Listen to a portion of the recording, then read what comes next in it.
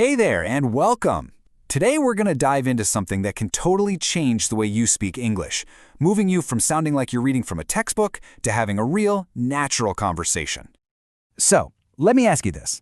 Have you ever felt like, yeah, you know the grammar, you know the words, but when you speak, something just feels a little stiff? Like you're translating in your head? Trust me, you are not alone. It's a super common hurdle for language learners. Just take a look at this. On one side you have, that is not a problem. Grammatically, perfect. But on the other side you have, no worries. Now that's what you'll actually hear people say. It's just so much more relaxed and friendly, and it instantly makes you sound more natural. And that really is the secret here. True fluency isn't just about memorizing vocabulary lists or grammar rules. It's about mastering these small, everyday expressions. They're like the glue that holds a real conversation together. So, here's our game plan. We'll start with why these phrases are such a big deal.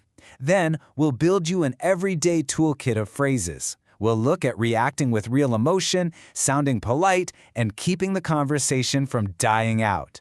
And finally, we'll talk about your path forward. Okay, let's kick things off with section 1. Why do these little phrases matter so much? Well, it's because there's so much more to a language than what you find in a grammar book. Think about it. Using these expressions makes you sound way more natural and approachable.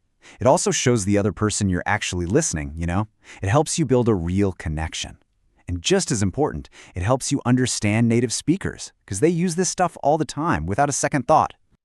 All right, let's move on to section 2. It's time to open up the conversational toolbox and give you some simple but really powerful phrases you can start using today. First up on our list, sounds good. This is such a great replacement for just saying, okay. Okay can sometimes sound a little flat, but sounds good has this positive, enthusiastic vibe. It shows you're on board with the plan.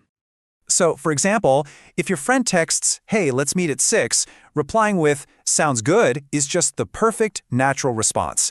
You'll start noticing this one everywhere once you're listening for it. Okay, next we have, that makes sense.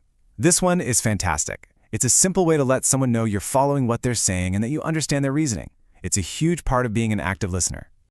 For instance, if someone says something like, I couldn't go out last night because it was pouring rain, a quick, oh, that makes sense, is the perfect reply. It shows you get it. And now for section 3. This is where we get to have some fun, reacting with emotion. This is how you bring your conversations to life and show you're not a robot, right? So, picture this. Your friend calls you and they are bursting with excitement. They say, I just got tickets to see my favorite band. What do you say? The perfect, energetic, natural reaction isn't, that is surprising news. It's, no way. It's short, it's punchy, and it perfectly matches their energy. It's like saying, wow, I can't believe it, that's amazing. Okay, let's flip the script. Let's look at a totally different situation, one that needs a bit of empathy.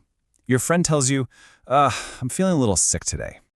The best response here is simple, warm, and caring. I'm sorry to hear that. It instantly shows you're listening, you care, and it makes the other person feel supported. Okay, next up, section 4. Let's talk about sounding polite and natural at the same time. This is really important because, in English, we often use what's called soft language to be respectful, especially when making requests. Just look at the difference here. Send me that file can come across as a bit blunt, maybe even a little rude. But by adding a simple little phrase like, do you think you could? You completely soften it. It turns a demand into a polite or respectful question. And when somebody helps you out, try to level up from a simple thank you. Saying something like, I really appreciate it, adds so much more warmth and sincerity. It lets them know you truly recognize the effort they made for you. All right, let's dive into section 5, keeping the conversation flowing. These next few phrases are your secret weapon for avoiding those awkward silences and keeping a good chat going strong. So here are some great little tools. If you strongly agree with someone, you can use a powerful word like absolutely. Or to show you're thinking about their idea, you could say, that's a good point. And what if you disagree? To do it gently, start with, I see what you mean, but. See how that validates their opinion before you share your own? It's a game changer. And that brings us to our final section, your path to fluency. This is where we put it all together and create a simple plan for you to make these expressions your own, a natural part of how you speak. Here is your super simple 3-step plan. First, just start noticing these phrases. When you're watching movies or listening to podcasts, keep an ear out for them. Second, don't overwhelm yourself. Just pick 3 or 4 that you like and really focus on them for a week. And third, this is the most important. Be brave. Try to use one in a real conversation. That's where the real learning happens. So, what's the big takeaway from all of this? Real fluency isn't about being perfect. It's about connection. It's about using these little phrases to show who you are. The only question left is, which one are you going to use first?